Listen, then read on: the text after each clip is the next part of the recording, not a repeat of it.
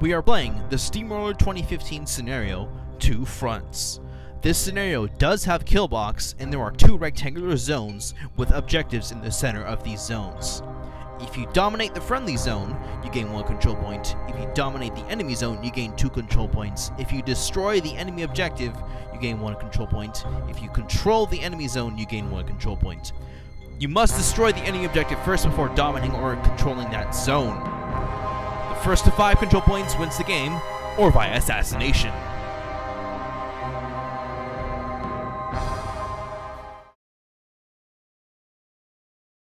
The Cygnar force is being led by Captain Victoria Haley, and her battle group is a Stormwall. Attached to Haley, but it's not a battle group, is a Squire. And there is also a Journeyman Warcaster, Taryn de Rovissi, a full unit of Stormlances, the Black 13th, Lady Aiyana, and Master Holt, and a full unit of Tempest Blazers. And that is 50 points of Cygnar. The Khador force is being led by Kommander Zoktavir, the Butcher Unleashed. In his battle group are 2 War Arguses, Ruin, a Juggernaut, and an Extreme Juggernaut. There is the War Dog, who is attached to Butcher, a full unit of Black Dragon Iron Fang Pikemen with the Iron Fang Kovnik, a Gobber Tinker, a unit of Greylord Ternion, Ragman, Madeline Corbeau, a unit of Widowmakers, the Widowmaker Marksman, and Kel Baylock. And that is 50 points of Khador. We roll off to see who goes first, and Khador wins the roll-off and elects to go first. Cygnar pre-deploys its Stormwall in the center of its table side and end deployment zone. That way, it is able to affect the entire scenario. Khador deploys with Butcher in the center of its deployment zone. The War Argus is to the left of Butcher, and everyone else to his right. The Juggernauts are lined up as well as Ruin, with the Tinker hiding behind both Juggernauts. And the Iron Fang Pikemen are to the right of Ruin. The Greylords are also hiding behind Butcher, and here's how Khador deployed to the table.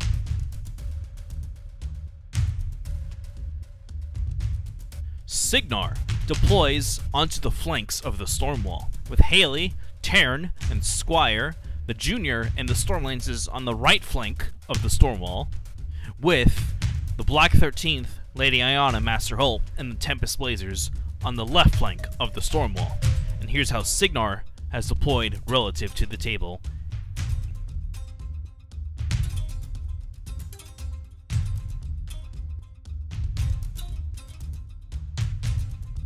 Khador advance deploys the Widowmakers in a diamond formation to not get in the way of the Jacks, with the Widowmaker Marksman to their left, and on their right is Kel Baylock sitting inside the forest for that nice prowl.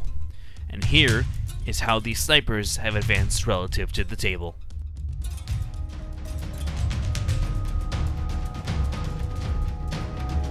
Khador, turn 1. Butcher gets all 6 of his focus, and allocates 1 to each Juggernaut. The Black Dragon Iron Fang Pikemen activate first, and they issue the run order. However, since they're looking at Tempest Blazers across the table from them, they don't run their full potential 12 inches. Instead, each model is moving about 10 inches or so.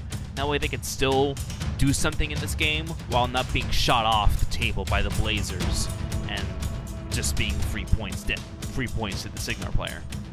They're also trying to avoid the forest that Kel Baylock is sitting in, so that way they don't get slowed down when they shield wall up in future turns. And the Officer and Standard Bearer catch up, and that finishes them. Then the Iron Fang Kovnik activates, and he just simply runs around the forest. And then toes into it, so he has concealment. Then Kel Baylock activates, and he runs to position himself to be inside of the forest, yet still be able to shoot out. So the Extreme Juggernaut activates, and he runs his mighty 8 inches. Then the Widowmakers activate, and they run to Butcher's zone. That way they're out of the way of the jacks, and also are able to shoot at the targets that they want to, which are storm lances. And the final grunt there finishes their activation. Then the other Juggernaut activates and he runs to be next to his fellow big dude. Then Ruin goes and he charges at some random model, and he has relentless charge, so he moves up 9 inches. Then Butcher's unit activates, and then he issues no orders, and then advances up, and then casts Energizer for 3, moving each model in his battle group 3 inches. So the Extreme Juggernaut goes first and simply advances up 3 inches. Then the other Juggernaut activates, well, not really activates, but moves 3 inches. And the Ruin just moves up to be behind the wall. And then Butcher moves his 3 inches alongside the War Arguses, who move 3 inches. It's a very nice spell that really speeds up this list, and is what makes this build work. It looks very weird on paper at first, but I highly suggest you play this list. Try it out yourself. Then the Greylord Ternions activate, and they advance up. They want to put some blizzards out. So the first one puts a blizzard onto Butcher. There's the ring there, representing the effect. Sometimes I swap out these rings for stationary tokens in scenarios where I can't really place the model. So this the Ternion leader places a cloud onto the Widowmaker Marksman, and then the last Ternion puts a cloud onto Ruin. Even though he has defense 14, why not? Blocks line of sight. So the Widowmaker Marksman activates and he advances, and the cloud follows him. So he gives his fellow Widowmakers camouflage, which is quite nice. So they're now sitting at defense 18. The Madeline Corbeau activates and she runs. That way she's relevant to the table, giving intrigue moves in future turns. And she's adjusting her placement, that way she's not killed by accidental blast damage, which she has done before for me, which sucks. Then the Ragman, not the Gobber Tinker, not yet, activates and he runs and he stays away from Ruin because he's not fearless. And there you go. He is barely out. He's actually in, even though it looked like to me is that he's out. But he passes since he's command 9. And then the Gobber Tinker activates and runs and stays away from Ruin. And then finally, the little War Dog runs to be next to Butcher. Cygnar, turn 1. Haley gets all 7 of her focus and decides not to allocate any focus. She then activates first and casts Temporal Barrier, which, while in her control area, enemy models suffer -2 defense, and when they activate in her control area, they cannot run or charge. She then casts Arcane Shield onto the Stormwall, which gives it +3 armor. To finalize her activation, she declares a charge at the Extreme Juggernaut. However, she does not move her full 9 inches as she's supposed to. Then the Stormwall activates and simply advances up. Wants to shoot its metal storms. So the first one, he declares with the right one, and he wants to place it in the center of his arc. Then he goes on to the left one, and then I inform him that it has to be completely within his arc.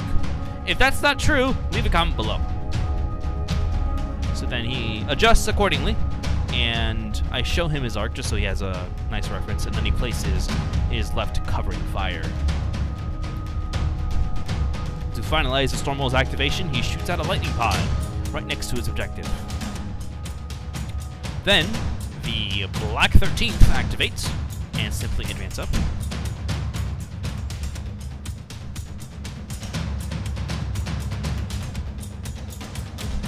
And then Ryan declares a Metal Storm at the lightning pod. And she's in range and barely hits the lightning pod. So that basically kills it. And then the Tempest Blazers activate and they advance up.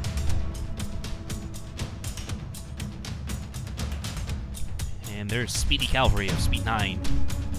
So one of them wants to declare a shot at the Iron Fang Kovnik, and he's out of range. So he doesn't declare more shots, and he simply light calves to have all of his models on the hill. Then Aiyana Holt activate, and they simply advance up. Then the Stormlines activate, and they issue a run order. So this guy is running to be in front of the Stormwall, so I can't get the alpha on him with my Juggernauts. And this one just follows up. And so is this one. And notice he's being quite cautious on his advance here. He wants to play the Trixie game. So then the Journeyman activates and advances up, and then casts Arcane Shield onto the Stormlances, making him a nice armor 20. Then Taryn simply advances into the trench. And so does the Squire, who runs into the trench. Here's the end of round 1. Stuff's moved up, temporal barriers cast, covering fires are up. So she's slowing down my advance. Let's see what happens in round 2. Khador, turn 2. The clouds that are on the Widowmaker Marksman, Butcher, and Ruin disappear.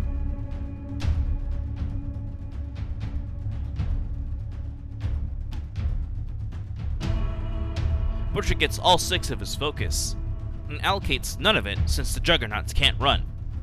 So Khador goes first, and he aims. And because he aims, he gets 2 shots. So his first one is at a Tempest Blazer on the hill, and he is barely in range. So this shot hits, and he does 2 points of damage to this Blazer. So he takes a second shot at the same Blazer, but he misses. So then the Iron Fang Kovnik activates and advances while staying inside of the forest, and then uses his special action, Shield March, onto the Black Dragons. This gives them plus 2 inches of movement while they are under the Shield Wall order, which they then activate and perform, as well as their mini-feat, Iron Zeal. This gives them plus 4 armor, and they cannot be made stationary or knocked down. So they're advancing into the enemy zone while also still blocking line of sight to some models behind them. And I am intending to put all of the models in a 3-man pod triangular formation. This is the best shield wall formation possible because you're not entirely spaced for AoE effects that can auto kill or set on fire, although you probably want to spread out more for those rather than using shield wall period. But having this pod forces your opponent to have to kill 2 models before being able to hit one that's not under the shield wall. Notice that I don't entirely do the pod here. Then, as you can see, I finally start to adjust. At the time, I was thinking of something else, but I normally do the 3-man pod. So then, here's the standard bearer, who was almost left behind, because that happens a lot for me. Then the Greylords activate, and they advance, while trying to stay away from Ruin, because Abomination is the thing. And they want to put more clouds up. So, one Ternion is going to put a cloud onto the Extreme Juggernaut, and he is in range. So there's the cloud. Then another Ternion will put a cloud onto a War Argus. And I nudge the model while putting the cloud down, so it gets adjusted back. And the last Ternion puts a cloud on the other War Argus. And that ends their activation. So then the Extreme Juggernaut goes, and he advances his slow but steady speed forward. So I place them just so he's blocking line of sight with the objective, and then the Widowmakers activate, and they are advancing onto the hill. Well, some of them are. They're trying to draw a line to possibly the Journeyman Warcaster or other models. So here's the Capitan, who wants to shoot at something. So she shoots at one of the Storm Lances, and she is in range. We set back the dice tray since that was lifted up. She barely hits, and she snipes. So then a Grunt is going to fire at the same Storm Lance, and we're not sure if he's in range. So we said no. The other one is out of range for sure. And the last one is going to try to shoot again, and he is in range. So he hits and snipes. So then we have the Widowmaker Marksman who wanted to run, but he's actually going to run back instead of closer. So there he goes. So then I have Ruin go, and he walks his speed forward since he can't charge because of temporal barrier. Then the other Juggernaut will simply advance. Then Butcher will go, and he will issue no orders, and the War Arguses will simply advance first. That was probably a nudge further up than speed 6 there. Oh well, we didn't see it. So Butcher's walking into his zone, and then he casts Energizer for 3, moving everybody up in his battle group another 3 inches. So I spaced out the Arguses, that way I have a cloud wall, although there's a slight little sliver with the War Argus that is next to the objective that you could draw a line of sight through, but that's why I adjust Butcher's positioning, so that way it'll be very tough for him to draw line of sight. But first, I'm still just trying to decide who's gonna move with this Energizer after finishing the War Arguses. And then this Extreme Juggernaut finally goes, and he moves to block a small tidbit of line of sight with the cloud that's following him.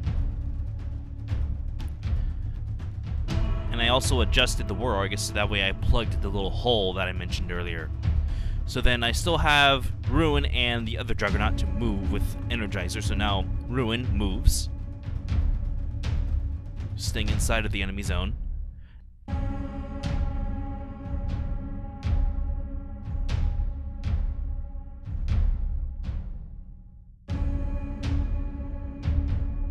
Last Juggernaut moves, and he toes inside of the cloud that's on the Extreme Juggernaut. Because, hey, defense 12 should help with this Cygnar. Then Butcher finalizes all the Energizer moves, and he stays to be behind the Juggernauts. We have Ragman run, and I'm deciding where to place him. So I put him behind Butcher. And if you can somehow see through the clouds, he should be in Sackpawn range of the War Arguses. Then I also run Madeline Corbeau to be next to Butcher for that intrigue move that I know is going to happen next turn. So then the Goblin Tinker runs, and he does not get into base to base or any closer to the Juggernauts because of Electro Leaps. They could potentially hit and kill him. So the War Dog then activates, and he runs to be behind Butcher inside of the zone, and that is the end of my turn. Cygnar, turn 2. Haley gets all 7 of her focus and upkeeps Arcane Shield, but I remind him that the covering fires need to be picked up first. So yeah, he upkeeps Arcane Shield and pulls from the Squire. And the Junior also replenishes her focus, and she upkeeps Arcane Shield that's on the Storm Lances. Haley decides not to allocate any focus, though. So she goes first and casts Temporal Barrier once again.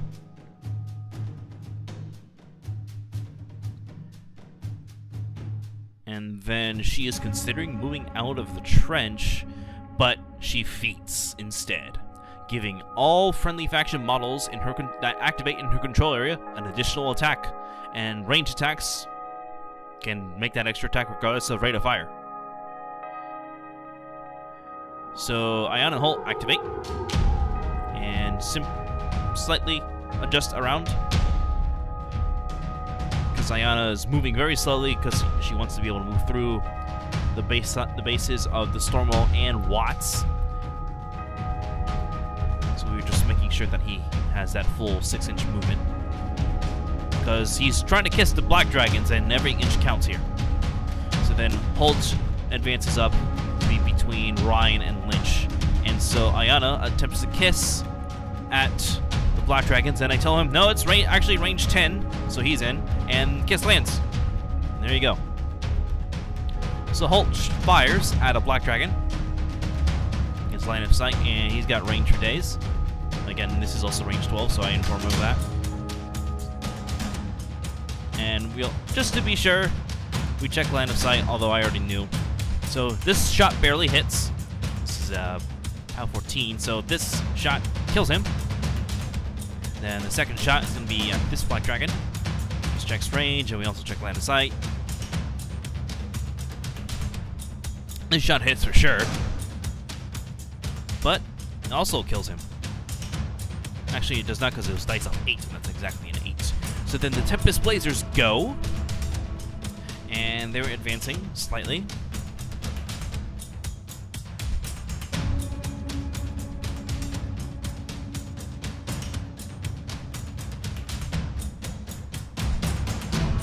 One of them wants to stay in next to the Effigy of Valor, that way they don't have to take any panic checks.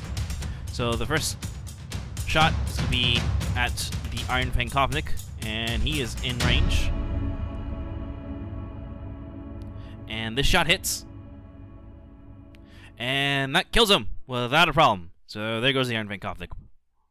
So then the second shot is going to be on a normal black dragon, which misses. Then the second Temp Blazer is going to shoot at the same target and misses. And the second shot misses. So then we have the third Tempest Blazer. He hits and kills him without a problem. So that knocks the other guy out of shield wall. So I then field promote with one of the guys in the back. No particular reason. So he's trying to determine where to put his second shot. So he puts it on the guy that's out of that's not in shield wall, which hits and does kill him, because it's PAL 12 now with a kiss. So then we have the fourth Blazer shooting, missing. And the second shot hits, and that kills him without a problem. So then the last Tempest Blazer is going to fire at the guys that's only in a duo formation for a shield wall, and he's in range. He hits and does nothing. Then the second shot hits like fire, and that should kill him. That's a 12. Yeah, it does. So there he goes. And then they light Cav back to be onto the hill. Well, some of them. The others will stay where they are. So then Stormwall goes, and he trundles up with his 5 inches of movement and wants to start shooting at stuff.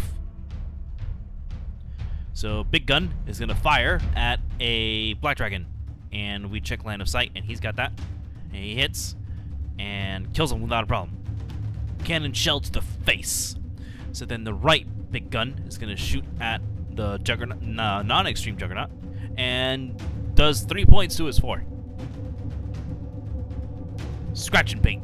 So then feet shot is going to be at the same Juggernaut. He hits and does 2 points again to the 2. Then he's placing out covering fires, checking his range.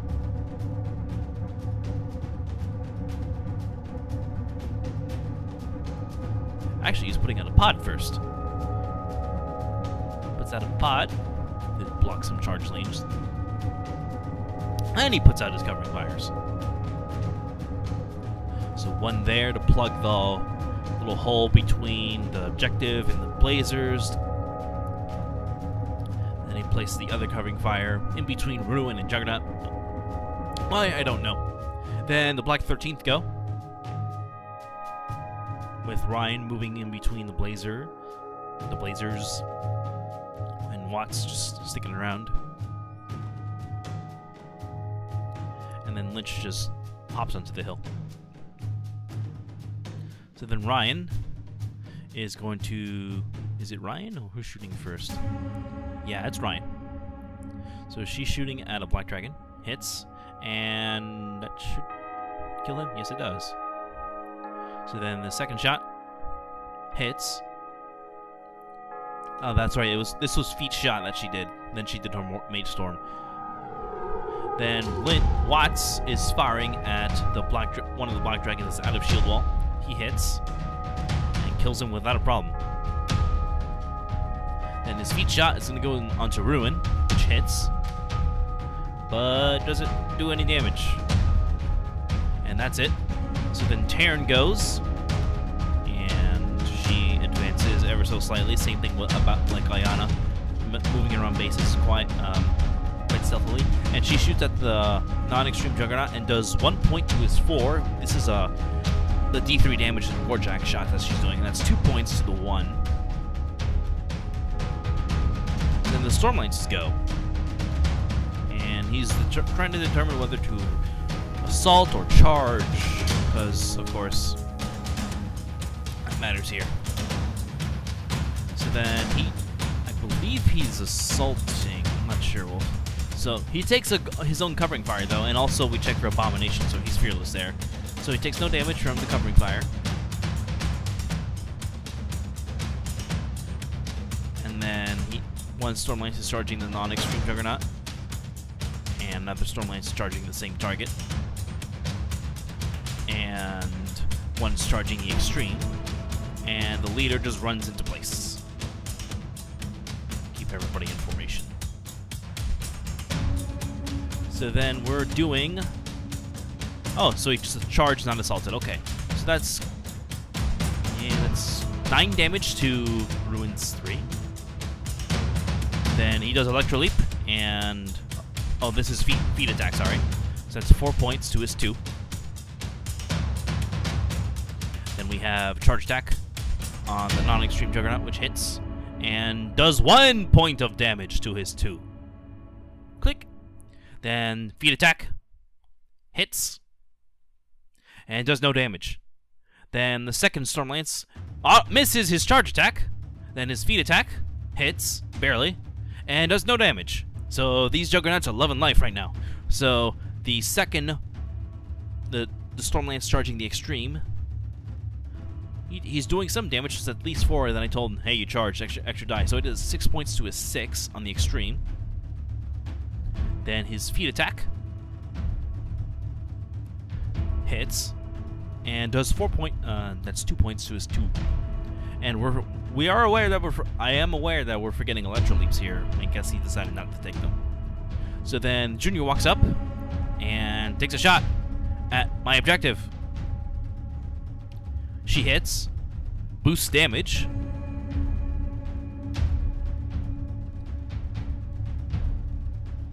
And does 8 points to it.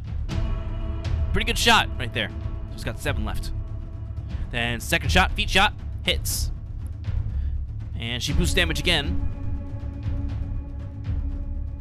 And does 4 points to it. So it's got 3 left.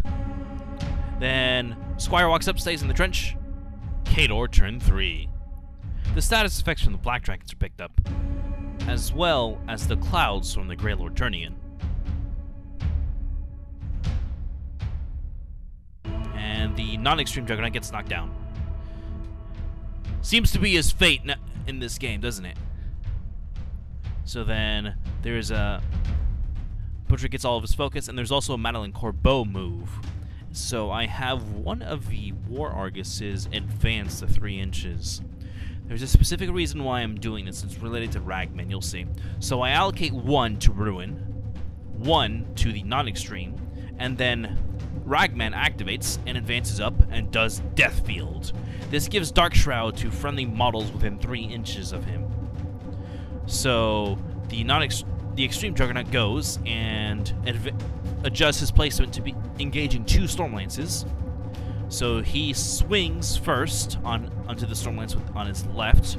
He hits and just absolutely annihilates that Stormlance. Then he swings with his Ice Axe on the other Stormlance. He misses.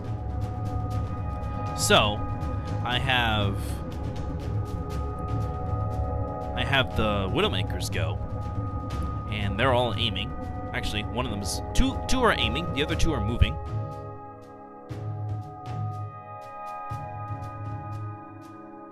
And I check line of sight first to see if they can get to that Stormlance. Well, one of the Widowmakers, because I want that Stormlance dead. And we're not sure about it, so we call him not having line of sight. So he has to move. And the other two, for sure, aim. So the first one takes a shot at the junior, because I realize, oh wait, she has no focus on her. So this shot goes, hits, and does 1 point of damage to her. So then the second Widowmaker fires, also at the junior, hits. They seem to hit real well here. And that should kill her without a problem, depending on this roll, which it does. That's exactly the last 4 points. And this Widowmaker, he Swift Hunters as he's in the command of the Widowmaker Marksman. So that removes Arcane Shield from the Stormlances. So the Capitan fires at the Stormlance that's engaged, is aiming. She hits automatically. And I don't roll damage, so I just snipe him. So then the second Widowmaker is shooting at the same Stormlance and is in range. Range 14 is also glorious. He hits as well and snipes him.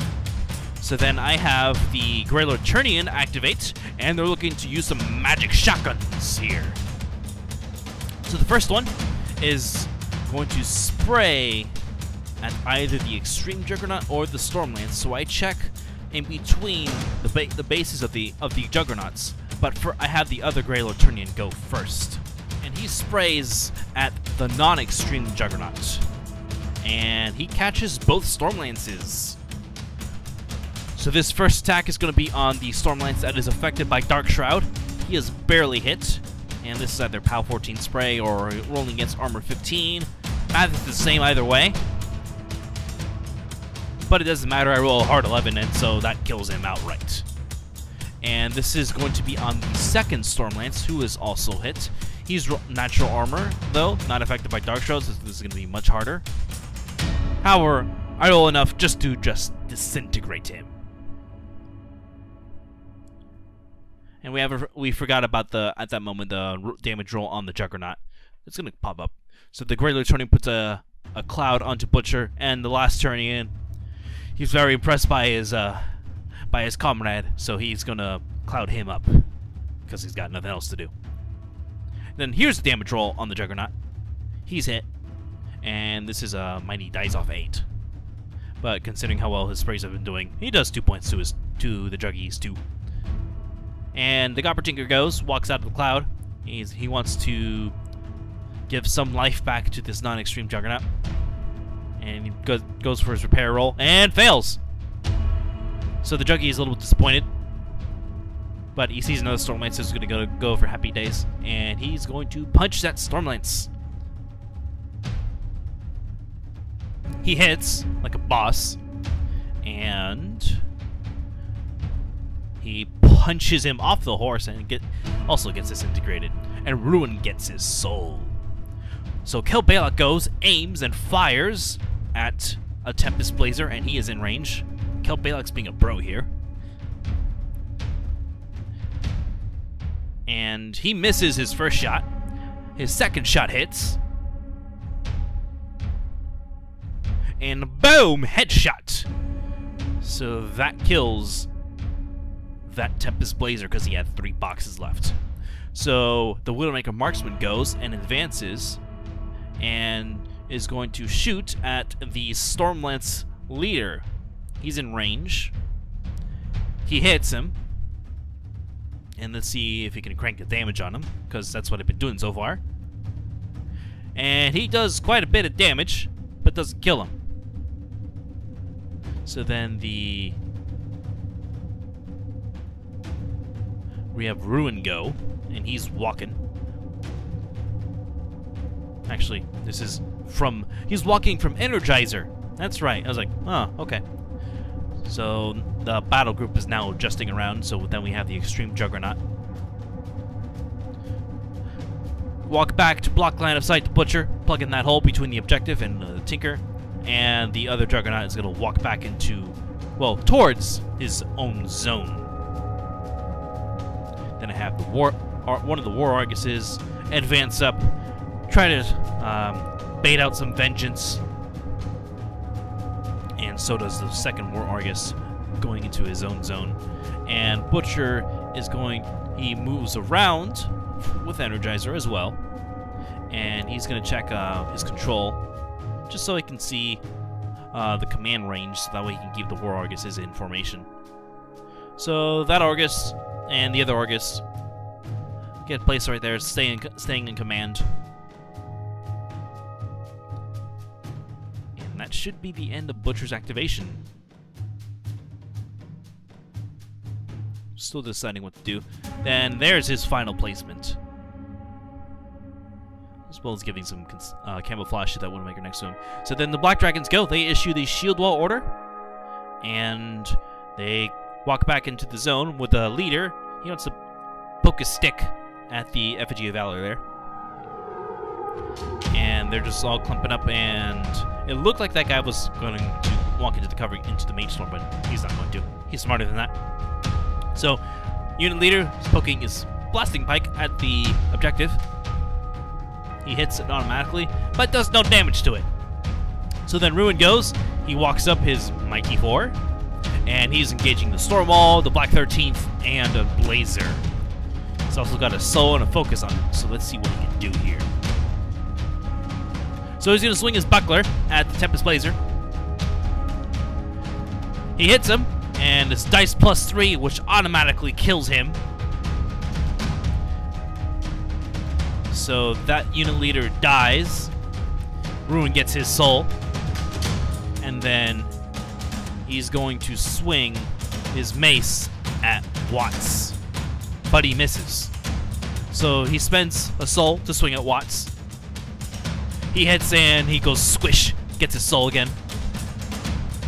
Then he's going to buy an attack with his mace onto the objective with the focus. And he does only 3 points of damage to it. Buys an attack with the soul. Does the same thing. Does 8 points of damage to it. So it has 4 left. And then buys another attack with the soul. And destroys the objective. Just like that. So then Madeline Corbeau walks behind, and so does the Wargdog, and Butcher dominates his zone. Cygnar, turn 3. Haley gets all 7 of her focus, and pulls from the Squire, and upkeeps Arcane Shield in the Stormwall, and allocates 2 to the Stormwall. The Stormwall goes first, and he's being very careful not to take a free strike from Ruin. We also pick up all the covering fire templates while he's moving, and then he continues to move. It looks like he might take a free strike here.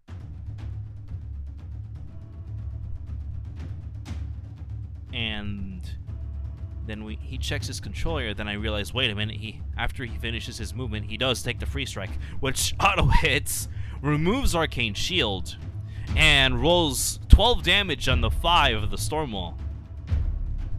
So, I'll take 12 free points of damage to a Colossal any day. Then I tell him he overdid by 1. So then he goes to punch Ruin. He hits and does only 3 points of damage to its 4, which is very sad. And then on his right fist, he hits. Actually, he misses. So then he buys an attack on Ruin, hits, and does only 3 more points to the 1 on Ruin. He is rolling absolute terrible for damage. Then he goes with he buys another attack on Ruin. He hits for sure. He wants to roll that for damage. He rolls 8 on the 4. So Ruin he lost his Cortex, but he still has his mace and buckler. So then Stormwall shoots out a pod. He's puts it behind the Tinker and the non-extreme, so he arcs the lightning. And this is going on the Tinker first, which does only 1 point of damage to him. and this is on the Juggernaut, and he takes no damage. He was thinking it gets disrupted on hit, but we checked the card, it's on damage. So then Haley goes, and she charges Ruin, to get into her zone. She hits Ruin, and is dice off 9, but rolls pretty well on the damage, and does 4 points? Yeah, 4 points to his 5. So that knocks out the mace. And then the Black 13th go, and they're shooting. So this is Ryan firing, and that should have missed. Actually, no, that hit, because he goes up to 14 and then goes down to 12 with Temporal Barrier. So Ryan kills Ruin, and then this is her second shot going on a Black Dragon, and that does no damage because that's exactly an 8. Then Lynch fires, he hits, and he kills that guy for sure.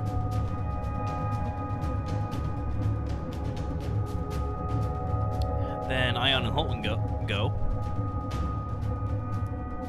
And he's trying to determine where to place them, so he's moving Aiyana ever so carefully. Also to be behind the wreck so she can get an extra defense. And she casts Kiss onto the Black Dragons and lands. So then Holt is going to fire at the Standard Bearer first. He hits and kills the Standard Bearer without a problem. So then he shoots at the unit leader, and he misses with snake eyes. So then the Tempest Blazers go, trying to avoid free strikes from the Black Dragons while they're at it. Although they have enough movement to get around.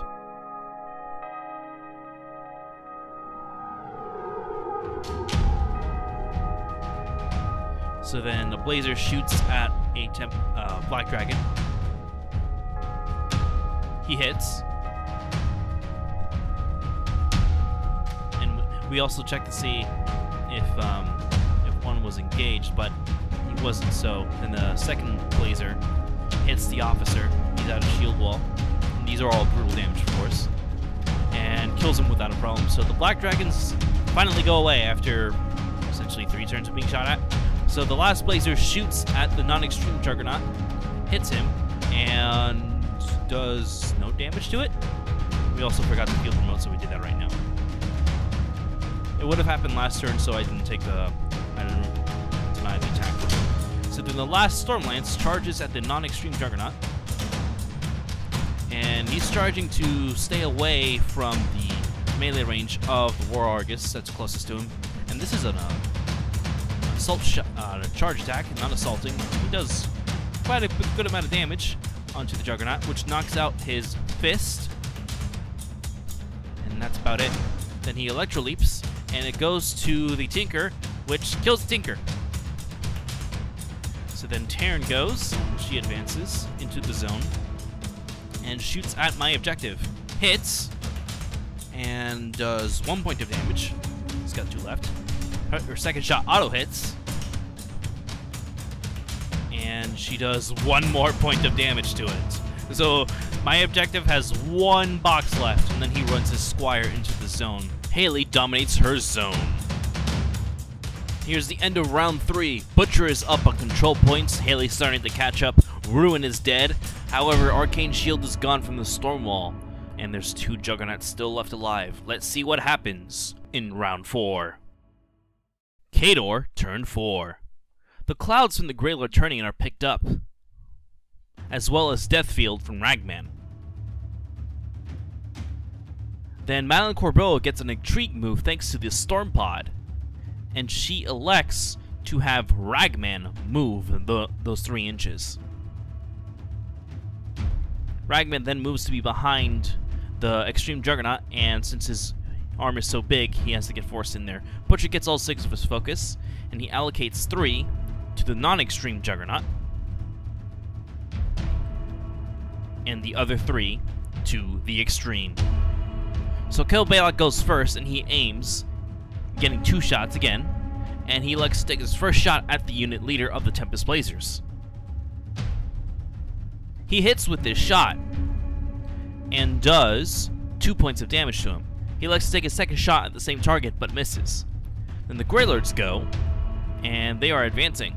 So one advances to be engaged by Tempest Blazer. The Greylord Ternion unit leader advances, as well as the last one to be behind the wall. So the unit leader elects to do a magic shotgun onto the remaining Stormlance. And he's in, and that should... It also gets the Squire too, as well as the non-extreme Juggernaut. So this is on the Stormlance. He's hit, and he dies because he only had one box left. And then this is on the Squire, who is hit, and he takes 5 points exactly and also dies. Then the Greylord that's engaged by the Tempest Blazer unit leader sprays at him, and he hits 2 Tempest Blazers, and that's it. Might not have had the Stormwall, but he misses on the Tempest Blazer, and the one in the back he hits, and that's out of the box, so that's rerolled, and he takes 3 points.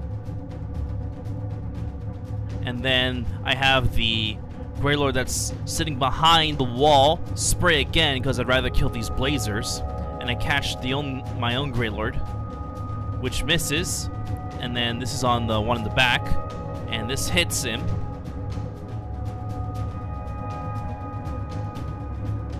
And kills him outright.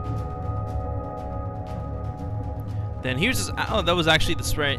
So here's the spray on the Ternion himself, and he just dies because he's only armor 13. And then the Widowmakers go, and this is actually the Marksman, not the Widowmakers. He aims and shoots at Taryn, hits, and kills her. Just like that. And he swift hunters away. So then the Widowmakers go, and they're advancing around. Then 2 of them aim. And the Capitan, so now I'm just placing the tokens to represent that they aimed. Well, actually, one decides not to aim, and he gets line of sight, and the Capitan adjusts off camera here. So then I declare with the aiming one that he will shoot at the Tempest Blazer unit leader. This is actually, sorry, this is on the Capitan who's off camera. So you can see her right now, she's behind the War Dog. This shot misses. The other shot misses, so there was 2 of them off camera, I'm sorry about that. So then the aimed Widowmaker hits with his shot and kills him without a problem. That forces a massive casualties check, which they pass. Then the last Widowmaker elects to shoot at the Storm Pod, I believe. Actually, no, he's going to shoot at the Stormwall. So he's in, he hits, and just snipes him. Bang.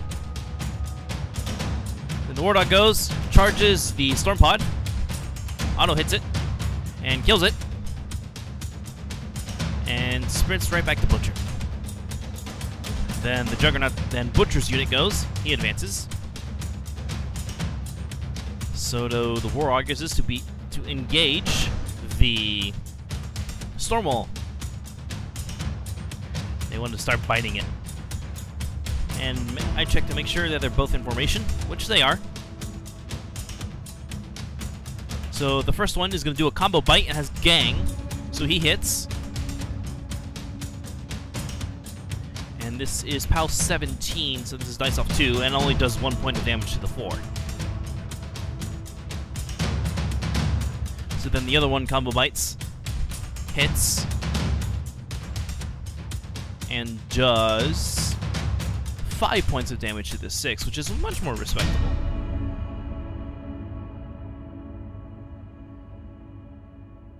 Then Butcher feats, gets all 6 of his focus back, and casts Energizer for 3. That way he can send those Juggernauts into the Stormwall without a problem, since they still can't charge. So the non-extreme Juggernaut walks in, and just adjusting the placement of his focus tokens, and then the non-extreme Juggernaut Well, I moved the War Arguses to be away from the Stormwall. That way I can fit the Extreme for sure. And then the Extreme finally walks up with an Energizer, and so does Butcher. Then Ragman activates, and he walks up and does Death Field once again. So now that affects the Extreme Juggernaut, but I also have the two War Arguses there that are engaging, so the Stormwall is now armor 17.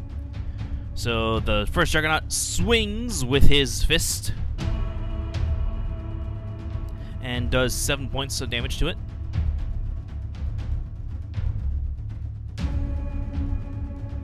Then the Ice Axe hits. And he is dice +2 here, so that's a nice 5 points of damage to the Stormwall. Then I have to roll again to see where it goes on the left side. So let's go into the 1.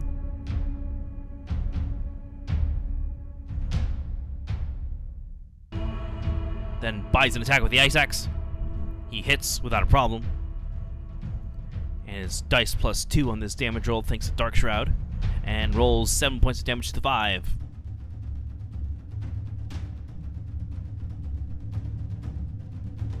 Then buys another attack with the Ice Axe. Hits. Dice +2 on a Colossus is always so nice. And rolls only 6 points to the 5. But still, that's on a natural level 4. That's pretty good. And he buys last attack. Hits, and does a crit freeze if a Colossal could be made stationary, which it can't. And rolls an 11 points to the 6. So this single Juggernaut has just completely destroyed almost completely destroyed the Stormwall. Oh, he did actually. So there you go. There it goes. Boom. Just like that. Then the last Juggernaut, kind of disappointing he didn't swing around at the Stormwall, just walks around into his zone with a full focus load. Then Malicorbo activates and runs to be near Butcher. Butcher dominates his zone.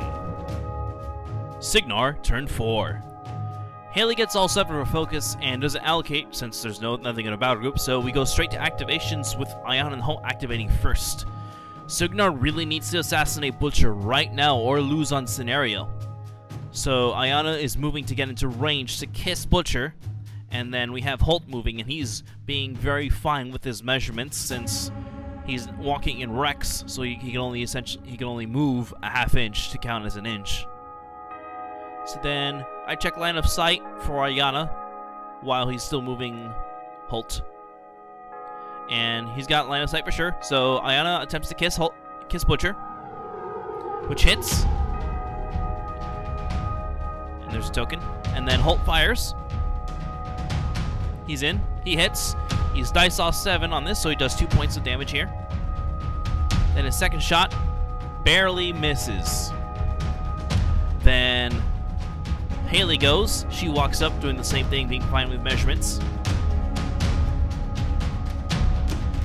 And check line of sight with Haley. He has it. Then she casts Temporal Barrier. Lowers defense. Then he boosts a hit with the hand cannon shot, which hits. And this is also dice off 7. And that does 4 points of damage to him, to Butcher. Then the Tempest Blazer goes and advances. Then he fires a brutal damage shot at Butcher, which barely hits thanks to Temporal Barrier, and does no damage, being dice off 9. Then the Black 13th go, with Lynch and Ryan also being careful not to be engaged by the Juggernaut, and being very fine with movement measurements here. So Lynch is firing first. He's firing a brutal damage shot at Butcher, and he is in range. So this shot, one die rolls out of the box, so we go back in, and it hits. Dice off 9. And he does no damage, rolling a 9. Then Ryan is declaring a brutal damage shot at Butcher. At first glance, it looks like that she's out of range, so we check again.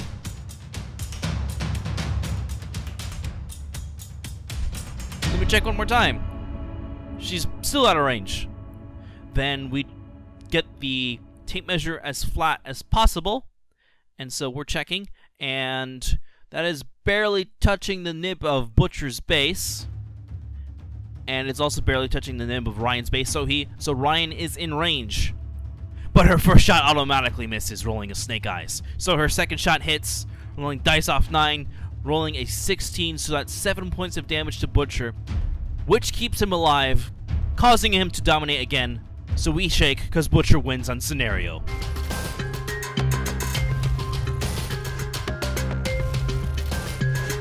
Here's the end of the game table, with both Juggernauts staying alive, the Widowmakers untouched all game, huge dead piles on both sides. That was a great game. Thanks for watching, and see you on